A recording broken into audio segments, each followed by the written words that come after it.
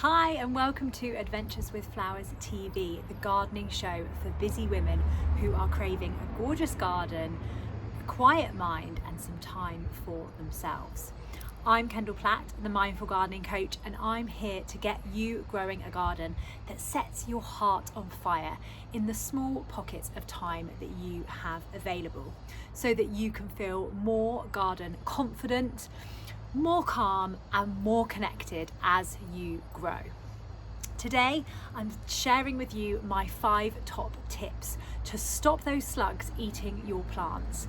Now historically there's been a lot of chemical measures used against slugs to kill them, but in this day and age there's 2 reasons that we want to avoid that. The first one is that many of these chemicals are really bad for other people and animals. So they're not good for if you've got pets, they're not good if you've got small children because they can eat them and that will end very badly. And they are also not good for other wildlife in the garden. So we really want to avoid chemicals if we can. But slugs, I know, are a real pain in the garden when it comes to munching the fresh shoots on your dahlias or absolutely decimating a tray of seedlings. So that is why I'm sharing these measures today. You might be thinking, well, why don't we just, kill the slugs? Does it matter that, they're growing in our gardens? Slugs actually are a real vital part of our ecosystem. They break down dead and decaying plant material and turn it into that lovely soil that we have got in our garden beds, along with many other insects and other wildlife in the garden. So that is why we want to keep them in our garden. But there are a few things that I'm going to share now that can keep them away from your delicate seedlings and your delicate plants.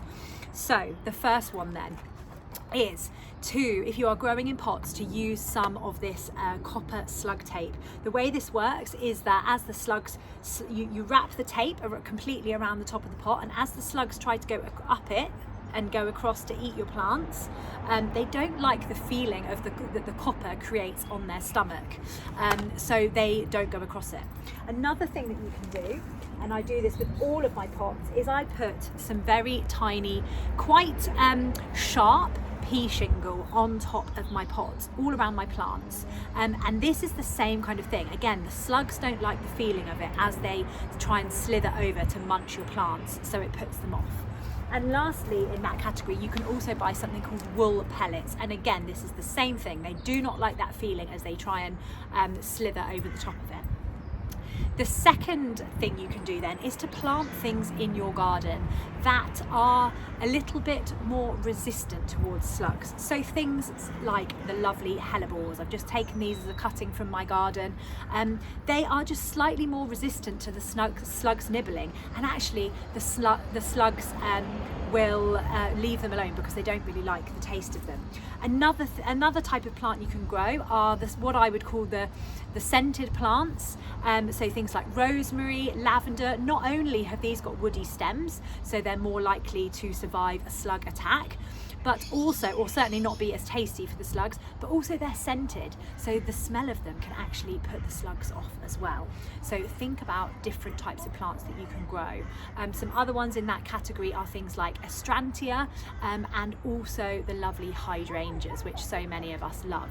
So think about those plant choices when you are planting your garden.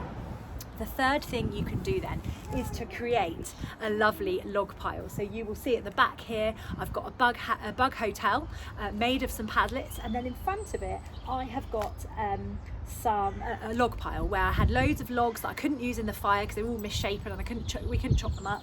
So I've just piled them in front here, and what I do as and when I'm collecting leaves and other bits of plant material in the garden, I just get them and I shove them in there. And then this creates like a nice dark quiet habitat for the slugs to kind of bury their way inside, and by adding that plant material in, you're providing them with food right there, so they don't need to go into your borders and eat your delicate plants. The fourth thing you can do then is go on a slug hunt. This is a really good one for early morning because the slugs will still be out and about in the garden. You can take your cup of tea, get out there, go on a slug hunt, collect them all into a pot, and redistribute them into the log house, into the log pile, so they are well away from any of those delicate plants. I also really like to get my kids involved in this, because although they find slugs a bit gross, they're very good at spotting them. So I usually have to do the picking up, but they will absolutely go and hunt them out for me. So if you've got little ones, get them involved in this as well. The fifth tip then is to include some kind of water in your garden, whether this is a pond or a small water feature, or whether you've just got a shady part of the garden that's a little bit damp. Plant it up with some lovely plants, make some hidey holes down there, use some upturned terracotta pots with maybe a stone underneath, so frogs can go and hide in there, and they are natural predators to the slugs. Similarly, encouraging all sorts of wildlife, so birds will eat those slugs as well, so make sure you choose certain plants to grow in the garden that have that form seeds that the birds like to eat, and leave those seed heads on the plant over winter, so the birds know that your garden is a great place to go for food. And then when the slugs are out and about through spring and summer and into autumn, when your plants are really growing, the birds will be able to come in, eat some of them, and keep those slug numbers at a manageable rate. And the last one then is hedgehogs. So another form of wildlife that we want to encourage into our garden is hedgehogs, because they love eating slugs. Some ways that you can do this are by creating a little hedgehog house. This doesn't have to be anything formal. Another really good way is, if you don't want to make a dedicated hedgehog house, just don't tidy so much in the garden. If you've got some kind of bits down the back of your shed, or maybe around the back of the garage that aren't on show, and you're not so worried about looking a bit messy, create a few piles of twigs and sticks and leaves there that the hedgehogs can use for shelter, and encourage them as much as you can into your garden, so they will eat the slugs for you. I would love to know which of these tips you're going to use. Do let me know in the comments if maybe there's some new ones that you hadn't thought about, or let me know which one you think you are going to try. I would say probably try all of them in combination to really keep those slugs at bay. So if you are new to gardening and you're not sure what you can be doing in the garden to make you feel good and to get your garden looking gorgeous and you feeling fabulous, then do come and join me over on Substack, where I share weekly mindful gardening activities, so that you can just get out into the garden without that overthinking and do something that's going to make you feel amazing.